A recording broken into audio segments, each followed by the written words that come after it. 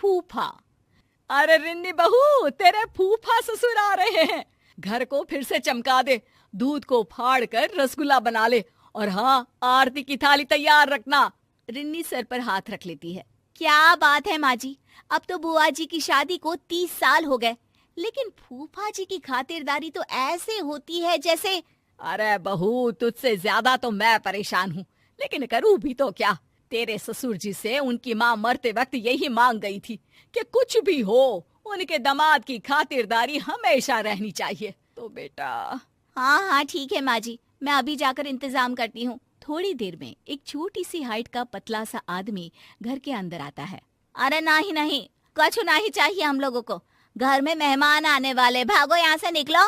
अरे क्या बदतमीजी है, घर के किसी बड़े को बुलाओ। तभी वहाँ रिन्नी बहू आ जाती है। अरे फूफा जी आप, आइए आइए, ये नौकरानी है घर की, इसे कुछ पता नहीं। अरे कैसे पता नहीं, घर पर काम पर रखा था तो परिवार वालों की फोटो नहीं दिखाई थी एल्बम में। अरे ला जी, अब हम एल्बम में फोटो क्यों देखे, काम करे कि रिश्तेदारी का पावर पॉइंट बनाए, हाँ बताओ तो जरा। तभी रिन्नी की सास आ जाती है। अरे बहुत बोलती है ये, अरे चुप हो जा, जा यहाँ से। रिन्नी, आरती की थाली लिया, फूफा जी की आरती उतार ले। अब क्या, जितना उतारना था नौकरानी को आगे रखकर उतार ही दिया ना। न जाने किस घड़ी में इस घर की बेटी से ब्याह कर लिया, न माँ को सहूर था न ही भाभी को। माफ करिए जी, मैं अभी आई। किसी तरह घर के सभी सदस्य मिलकर फूफा जी को समझाते हैं, माफी मांगते हैं, और मिन्नतों के बाद।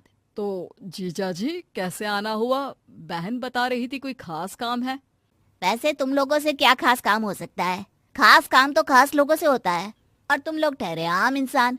रिन्नी पति की तरफ देखती है। पति उसे शांत रहने को कहता है। अब वैसे फूफा जी, मैंने बेटे की शादी तय कर दी है, शादी की तैयारी रखिएगा। अच्छा, क्या तैयारी करनी है? देखो पैसे वैसे चाहिए तो अभी बता दो, वैसे भी ससुराल इतना फक्कड़ रहा है कि बस पूछो मत। रिन्नी को आ जाता है गुस्सा। इज्जत जो आपको महाराज की तरह दे, वो ससुराल फक्कड़ कहाँ फूफा जी, और पैसे की जरूरत नहीं है, बस आप और बुआ जी आ जाइए, यही सम्मान होगा। आ जाएंगे, लेकिन कौन है लड़की वाले? और हाँ, मेरे जैसे ससुराल में शादी तो नहीं कर दी। अरे जीवन भर बीवी को तौर तरीके ही सिखाते रह गए। देख लो, लड़की के बाप से बात कर लो, क्या क्या दे रहे हैं। कहीं ऐसा ना हो हम लोगों की तरह तुम लोगों को भी कुछ ना मिले सिवाय लड़की के। सभी को फूफा की बात पर गुस्सा आता है, लेकिन करते भी तो क्या, मरी माँ की आखिरी ख्वाहिश को मानकर शांत रहते हैं। उनके जाने के बाद मैंने जीवन में ऐसा आदमी नहीं देखा, कुछ नहीं होता था इन लोगों के पास। बाबूजी ने बिजनेस शुरू करवाया, पैसे देकर घर खरीदवाया, बिजनेस का गुण सिखाया, और आज अपने ससुराल को भला बुरा बोल रहा है। पर माँ, बुआ कुछ क्यों नहीं कहती? उन्हें तो स्टैंड लेना चाहिए ना अपने मायके के लिए। अरे क्या करे वो बेचारी, जब से शादी हुई है उसकी तो किसी ने सुनी ही नहीं, बस घर का काम और पति की हाँ पर हाँ। कभी माँ बाप ने सिखाया ही नहीं कि अपने हक के लिए खड़े हो। रिन्नी और सास के बीच आई गई हो जाती है कि एक रोज रिन्नी के ससुर जी कहते हैं, अरे क्या क्या तैयारियां चल रही है शादी की, वो क्या है ना, कमला बुआ आ रही है, फोन आया था। क्या फूफा जी भी आ रहे हैं साथ में? वैसे भी आज हम लोग मेरे बेटे के होने वाले ससुराल जा रहे हैं। माँ तुम बुआ को देख लेना, मैं और रिन्नी तो नहीं होंगे, हमारा जाना जरूरी है। अरे क्या पता बेटा, लेकिन अगर वो साथ आए तेरी बुआ के तो घर पर तो बवाल मचा देंगे। बेटा करता भी तो क्या, नहीं गया अपने बेटे के ससुराल, और माता पिता के साथ बैठकर बुआ और फूफा जी का इंतजार कर रहा था कि तभी बुआ आती है। अरे वाह मेरी बहना, बड़े दिन बाद आई। हाँ हाँ कमला दीदी, आपके पतिदेव तो आए थे, आप भी साथ आ जाती। क्या हो गया, दोनों साथ घूमते नहीं है क्या? भाभी, वो आपने अपने पोते की शादी तय कर दी है ना, तो उसके लिए ही भेजे थे ये हमको। पर बुआ जी, हम लोगों को तो किसी भी चीज की जरूरत नहीं है, बेटे की शादी है, हाँ आप लोगों का आशीर्वाद चाहिए बस। भाभी की बात सुनकर बुआ की आंख में आंसू आ जाते हैं। अरे दीदी, मायके आई हैं, खुश होइए। बिटिया मायके आकर फ्री होती है, और आप हैं कि मन में भार ली हुई है। क्या हो गया बताइए?